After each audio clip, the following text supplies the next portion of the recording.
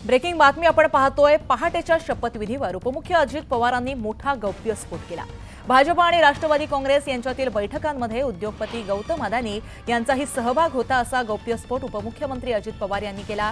राष्ट्रवादी आणि भाजपचं सरकार राज्यात आणण्यासाठी दिल्लीत 5 बैठका झाल्या। 5 वर्षापूर्वी काय घडलं, कुठे बैठक झाली, त्यात कोण होतं हे सगळ्यांना माहिती आहे। अमित शहा होते, गौतम अदानी होते, प्रफुल्ल पटेल, देवेंद्र फडणवीस, मी स्वतः आणि शरद पवार साहेबही बैठकीमध्ये होते असा दावा अजित पवार यांनी केला।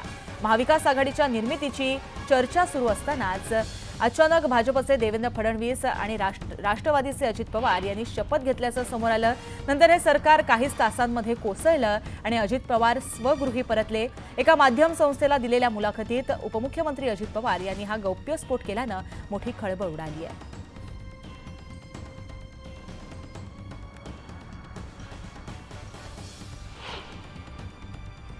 2.5 वर्ष आम्ही सत्ता चांगल्या प्रकारे राबवली, पण गौतम अडाणीला हे सरकार नको होतं। ही मुंबई, हा महाराष्ट्र, हा त्यांना गिळायचा आहे, विकत घ्यायचा आहे, ओरबाडायचा आहे।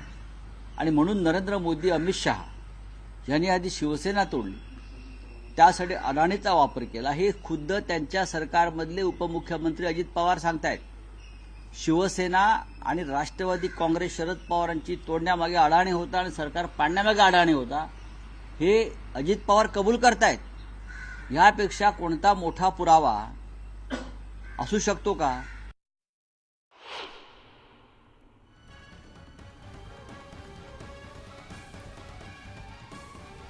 तर उपमुख्यमंत्री अजित पवार यांनी मोठे गौप्यस्फोट केलेले आहेत। पहाटेच्या शपथविधीबाबत त्यांनी मोठा गौप्यस्फोट केलाय। भाजप आणि राष्ट्रवादी काँग्रेस यांच्यातील बैठकांमध्ये उद्योगपती गौतम अदानी यांचा सहभाग होता असा गौप्यस्फोट उपमुख्यमंत्री अजित पवारांनी केला। राष्ट्रवादी आणि भाजपचं सरकार राज्यात आणण्यासाठी दिल्लीत 5 बैठका झाल्या।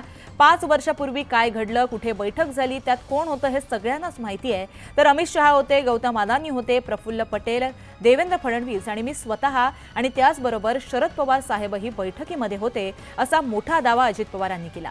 महाविकास आघाडीच्या निर्मितीची चर्चा सुरू असतानाच अचानकपणे भाजपचे देवेंद्र फडणवीस आणि राष्ट्रवादीचे अजित पवार यांनी शपथ घेतल्यानं मोठं चित्र समोर आलं होतं आणि नंतर हे सरकार काहीच तासांमध्ये कोसळलं आणि अजित पवार स्वगृही परतले।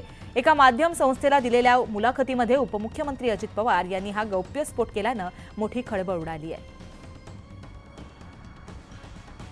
तर अशा प्रकारे मोठा गौप्यस्फोट आहे तो अजित पवार यांनी केलेला आहे। पहाटेच्या शपथविधीवर आपण पाहिलं, अनेक आरोप प्रत्यारोप होताना दिसत होते। अनेकदा राजकीय नेत्यांकडून यावरती चर्चा झाली होती आणि याच पहाटेच्या शपथविधीबाबत आता उपमुख्यमंत्री अजित पवार यांनी मोठा हा गौप्यस्फोट केला। भाजप आणि राष्ट्रवादी काँग्रेस यांच्यातील बैठकीमध्ये उद्योगपती गौतम अदानी सहभागी होते असा मोठा गौप्यस्फोट आहे तो अजित पवार यांनी केला।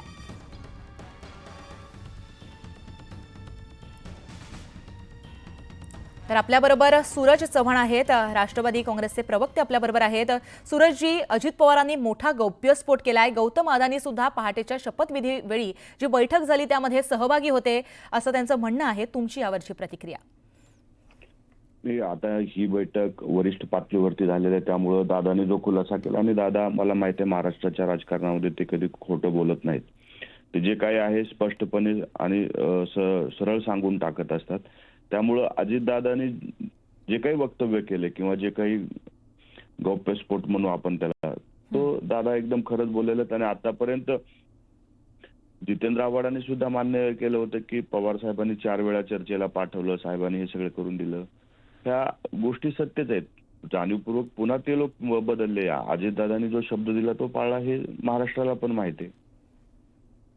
जी, तर एकंदरीतच अजित पवारांचं हे म्हणणं आहे, त्याला तुम्ही सहमती दर्शवलेली आहे, हा गौप्यस्फोटाला तुम्ही सहमती दर्शवलेली आहे। त्याचबरोबर एकंदरीतच पहाटेचा हा जो शपथविधी होता त्यावरती राजकीय वर्तुळात मोठ्या प्रमाणात चर्चा होत होती, अनेक आरोप प्रत्यारोप होताना दिसत होते। तर एकंदरीतच आता या संपूर्ण घटनेचे काय पडसाद पडू शकतात असं तुम्हाला वाटतं? याचे पडसाद वगैरे काही नाही, दादाने जी खरी घटना घडलेली ती महाराष्ट्राच्या जनतेसमोर मांडलेली आहे। आता महाराष्ट्राच्या जनतेने विचार करायचा आहे, हा निर्णय आम्ही घेतलाय का आम्हाला घ्यायला लावला, किंवा हे घ्यायला लावून आम्हाला पाठीमागून म्हणजे पुन्हा ते परत बदलले, ह्याचा विचार ते महाराष्ट्राची जनता नक्की करेल, आम्हाला विश्वास आहे। परंतु अजितदादा आतापर्यंत जे काही बोलतात ते खोटं बोलत नाही, ते खरं जी आहे ते सांगत असतात. त्याच्यामुळे दादांची एक वेगळी ओळख या महाराष्ट्राच्या राजकारणामध्ये आहे आणि अजितदादांनी जे काही आज सांगितले त्याच्यात कुठं ना कुठं सत्यता असल्याशिवाय ते बोलत नाही. जी जी सूरजजी, धन्यवाद तुम्ही दिलेल्या प्रतिक्रियेबद्दल. तर एकंदरीतच आपण सूरज चव्हाण यांची ही प्रतिक्रिया ऐकलेली आहे आणि त्यांना सहमती जी आहे या गौप्यस्फोटाबाबत त्यांनी दर्शवलेली आहे. आणि अजित पवार जे म्हणतात त्यांनी जे काही खरं घडलंय तेच समोर आणलंय असं म्हटलेलं आहे. त्याचे कुठलेही राजकीय पडसाद किंवा जे काही घडेल त्यावरती जनता त्या गोष्टीकडे बघेल आणि जनतेने सगळ्या गोष्टी ठरवाव्यात असा जो मुद्दा आहे तो सूरज चव्हाण यांनी व्यक्त केलेला आहे.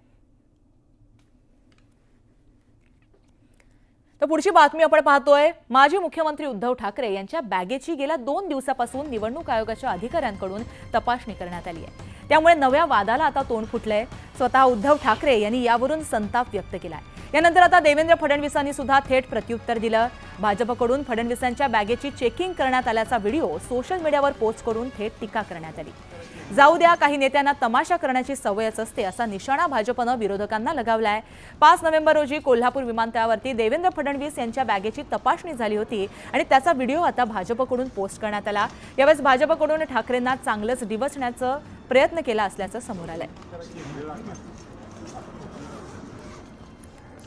तर आपण हे दृश्य पाहतोय. भाजपकडून देवेंद्र फडणवीस यांच्या बॅगेची देखील चेकिंग करण्यात आल्याचा हा व्हिडिओ पोस्ट करण्यात आला. एकंदरीतच उद्धव ठाकरे यांची बॅग चेक केल्यानंतर मोठ्या प्रमाणात राजकीय वर्तुळामध्ये चर्चा होत होती. वातावरण तापलं होतं. आरोप प्रत्यारोप होत होते. सत्ताधाऱ्यांच्या बॅगा का चेक केल्या जात नाही आणि विरोधकांनाच लक्ष केलं जातं असं अनेकदा आपण कालपासून गेल्या 2 दिवसापासून ही जी प्रतिक्रिया आहे ती विरोधकांकडून ऐकतोय. त्यामुळे एकंदरीतच या सगळ्या गोष्टीबाबत भाजपनं खुलासा केलाय.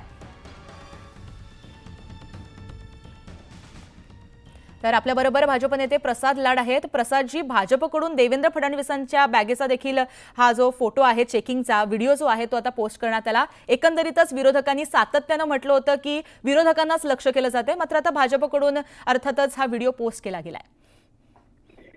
संविधानावरती आमचा संपूर्णपणे विश्वास आहे.